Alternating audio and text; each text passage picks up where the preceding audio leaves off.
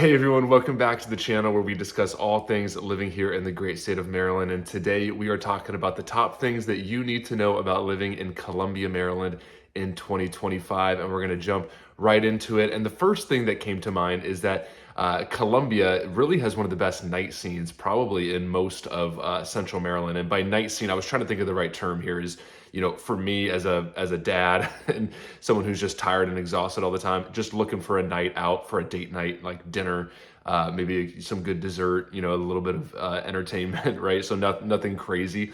In between Baltimore, in between DC, I think downtown Columbia and Columbia in general has almost as much opportunity for just entertainment and just hanging out and restaurant options as almost anywhere. I mean, you got downtown historic Annapolis, which is very cool. There's parts of Hanover, by the casino and stuff like that that are have a good amount of stuff, but Columbia has a lot of restaurants, a lot of opportunity, a lot of entertainment, which I think is why it's such a hub, for so many people, and why it's the largest town within all of Howard County. So when it comes to Columbia, it's really got a good entertainment scene. It's really got a lot of restaurants. If you're looking for just a fun night out, it's going to have a ton of opportunities. So we are actually, my wife and I are going there tonight. We're going to be going to specifically the Meriwether district. So we're going to be going to kind of a steakhouse called Blackwall Barn and Lodge. It's one of the newer restaurants right on the Meriwether district strip. It's also very family friendly. So it's kind of right next to a place called Color Burst Park, where they've got this big kind of turf field where kids are always, running around and hanging out. So you can grab dinner, grab some ice cream, and then kids are just kind of hanging out. In the summer, they've got like a water fountain where kids are always hanging out and stuff like that. So it's really kind of a cool little spot right off of the Columbia Mall, which is kind of like the standard place where you would go and kind of find, all the cool, fun restaurants. And this is kind of a newer part, extension of that, I would say, that just has really cool, restaurants. There's not really a chain restaurant there, so everything's very cool, very unique, something that you really haven't heard of before. So when it comes to that, it's got a lot of opportunity for entertainment and just kind of a fun night out. Then after we go to the steakhouse, we're gonna just walk right around the corner to a place called Game On.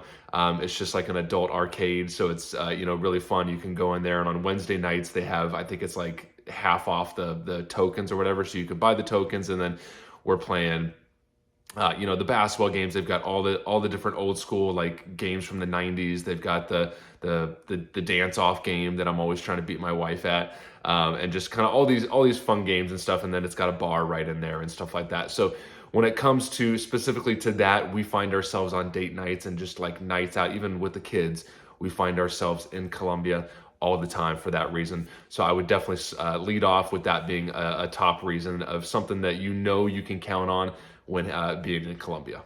All right, next is going to be the outdoor opportunities that Columbia has to offer. So one is Columbia owns and operates 3 lakes. So when it comes to getting outdoors and having those opportunities, it's really one of the best opportunities around, just because everything's very, very close, very accessible. So, the 3 lakes all have, very ample parking. They all have paved walking trails around them. You've also got Blandair Park right off 175 right in central Maryland, which is just a huge Howard County park. So, it's just got all these phases. So no matter what you're looking for, whether you're a little, looking for something for your little kid, or whether you're, a senior looking for, pickleball courts, it's got everything. And I think they're still working on their final phase. If they're not, they may have finished that in the last 6 to 9 months. So it's a very new park, and it just has so much to do. They've got large baseball fields and stuff like that, where they're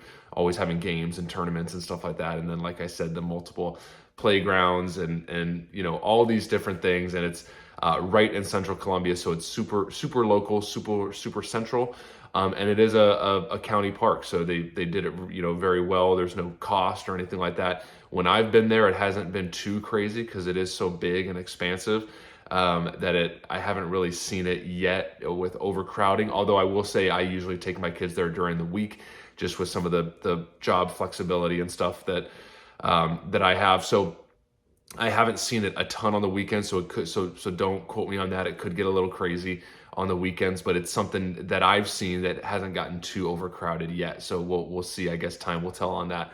And then you've also got Centennial Park. Centennial Park technically is Ellicott City, but it is right on the Columbia border. It's a park that has over 300 acres, lots of paved trails and stuff like that, large lake. So you've got a good amount of geese and ducks and stuff like that, and a little bit of experiencing wildlife there. So when it comes to parks and all the trails that Columbia has to offer as well, I know I've talked about that a lot in previous Columbia videos. So when it comes to getting outdoors and just kind of having those opportunities, Columbia to me is really second to none when it comes to this type of Central Maryland area and the options that you have. Columbia is probably going to have the most of those type of opportunities if you're looking for that for yourself or for your kids.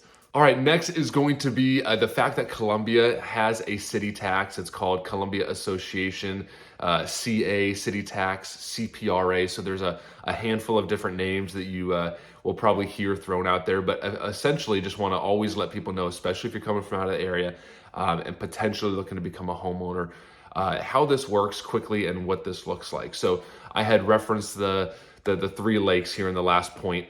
So the reason why Columbia has a tax is because they act as a citywide HOA. So just picture your typical neighborhood HOA.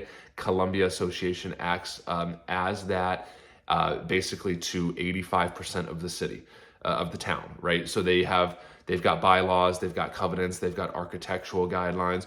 So just think of any old HOA that you've ever had, and Columbia acts as that to all properties subject to Columbia Association, which, if I had to guess, it's about 85% of Columbia. So you've got part one is acting as an HOA. Part two is they basically have responsibilities that they need to be compensated for and that they need to fund. So I had mentioned the three lakes, so they own and operate three lakes. They have paved trails that they have put in, that they maintain over time, that are interconnected all through Columbia. So it's really cool, like I had mentioned, getting outdoors and just being able to walk and roller skate, whatever, on all these trails. They have little parks throughout, and they're really tied and interconnected right into Columbia's neighborhoods. So it's a great opportunity. It's something that I love about Columbia that I wish we had right here next door in Ellicott City. It's a huge selling point for Columbia. So when it comes to things like that, they also have citywide landscaping that they take on and that they maintain. So it's another thing as far as kind of driving through Columbia. I get a lot of comments from people out of the area that just kind of love all the scenery, the trees, and the landscaping, and just how well manicured they keep most of the city. And that's going to fall on Columbia Association as far as maintaining that. So those are kind of the two things that the way that I explain it. And again, I've broken down costs before, but roughly your typical single family is going to pay $1,200 to $1,500 a year. Your typical townhome is going to be somewhere between $800 and $1,200 a year, depending on, because it's tied to the assessed value, which is why I always think of it as a tax. It's subject to reassessment. So meaning it's going to go up as your property taxes go up, and property taxes only go one way in my experience, which is up. So, planning and just kind of having some awareness of that. There are significant amenities that Columbia Association offers as well, but they're not included just by paying that city tax. So as a Columbia Association paying resident, if you pay the CA tax, you can get a little bit of a discount to sign up for various amenities, whether it's pools, gyms, things like that, golf course, stuff like that. And even as a non-Columbia tax paying person, if you live in Ellicott City, Elk Ridge, an out parcel of Columbia, which I'm going to speak to next, meaning you live in Columbia, but you don't pay the Columbia tax, you can still sign up for all the amenities that Columbia Association offers. You're going to pay a little bit of a higher rate than someone who pays the Columbia tax. So that's what I wanted to mention in regards to that. Again, the 15% that is roughly, this is my estimate, of Columbia that does not pay Columbia tax is what is referred to as out parcels. So for whatever reason, when the developer, is putting together that community, that development, somehow they were able to avoid becoming part of Columbia tax. So depending on how you look at that, that could be a good thing, that could be a bad thing. I mean, I personally, am not a huge fan of HOAs, but so depending on how you look at that, maybe targeting an out parcel if you want to avoid that tax and avoid that citywide HOA, so to speak, could be something, and just could be something helpful to be aware of. So that's how that works. And it's very confusing because there's a little sliver of Ellicott City, Dorsey Hall community within Ellicott City that pays Columbia tax, even though it's not Columbia. You've got a little sliver of Jessup, which is a neighboring town on the southeast side, I believe. So you've got a chunk of that pays Columbia tax, even though it's not a Columbia zip code. So it can be a little confusing. So just kind of being aware of that can be very helpful. All right, next is Columbia is a planned city. Now we don't have a ton of these within Maryland, so I always like to kind of let people know because it's a very unique thing to Columbia, which is pretty cool. So when it comes to being a planned city, basically what the idea here is making things convenient for people, making things inclusive. So when you are driving through your typical Columbia neighborhood, they're not all like this. Some of the newer sections are not going to be as much like this, but especially like the hubs of Columbia, you're going to see a section of condos right next to a section of detached homes, townhomes mixed in. You're going to see a little neighborhood shopping center. You're going to see the trails, and then you're going to see the little tot lots, right off the trails and stuff like that. So everything's kind of like, blended in, right? So it's a very unique thing. You see a lot less of that when you step into, go north to Ellicott City, go west to Clarksville, go east to Elkridge or Jessup or, whatever that is. And then when you go south into Laurel, you're not going to notice that nearly as much. So Columbia is very unique in that sense of being a planned city. It's something very unique specifically to Columbia that you're not going to see in other parts of Howard County, Anne Arundel County, and Montgomery County and things like that. So next is Columbia, especially in the last, I don't know, decade or so, right? Columbia has a little more crime than I'd like to, admit or, see as someone who is a resident of Howard County. Now, I don't want to dive into a ton of details here. I'm just a realtor, so my opinion's only worth what you're paying for it here. The reason why I mention this is just to encourage people to do their own research, right? Now, I'm not looking to scare anybody. It's not that bad. I am going there all the time. I take my kids there. We do a lot of stuff there. I would just encourage people to do their own research, just look into it, just make sure it's something that fits what you are looking for and that it's meeting the standards that you are looking for. So just encouraging people to do their own research on that and kind of see what you think and let me know. I'm always available for a phone call if you ever have any questions about any of this stuff. I'm more than willing to have a conversation. I also am a licensed realtor here in the great state of Maryland. So if you were ever thinking about buying or selling a home here in the area and just want to look and discuss at what your options may look like for making a move, I'm always available. However you are most comfortable reaching out, we'd love to have a conversation. All right, next we are going to jump into some of my favorite areas right in Columbia. We're going to jump into the maps so I can give you my thoughts on that. All right, everyone. So here we are looking at a bird's eye view of Columbia. So you can see, its proximity to Baltimore here, and then you can see it's, with DC right here. So just super central. Now, Columbia has a lot of great areas. I'm just going to pick a couple here that I really like over the years of my experience. So we're going to zoom in here.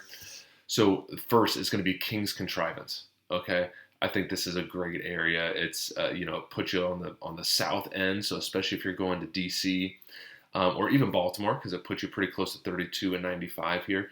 It makes it very convenient commuting wise. But I just think the curb appeal is kind of top notch compared to maybe some of the other areas in Columbia that I've seen here in King's Contrivance.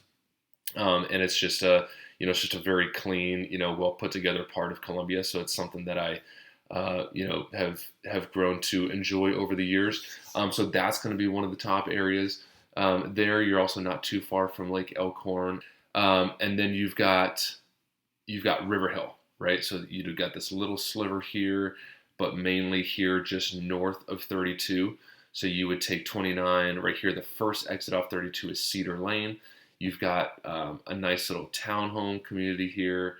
You've got or you've got Cedar Lane here. Yeah, so you got like some townhomes here. Then you've got a newer development right here where you got some nice high-end townhomes, some large single families, and then you've got some nice neighborhoods here. And then the cool part about this area is, you take Cedar Lane right up, and then you're basically right here in the mall area. So it's still very convenient to a lot of the things that Columbia has to offer. So if I had to pick, again, lots of great areas, but if I had to pick, probably right in here, and then King's Contrivance right in this section right here are going to be two of areas that I would recommend and that are some of my favorites among all of Columbia. Thanks so much for watching the video, everybody. I hope you learned something new today. If you ever have any real estate questions, please feel free to reach out, and we will see you at the next video.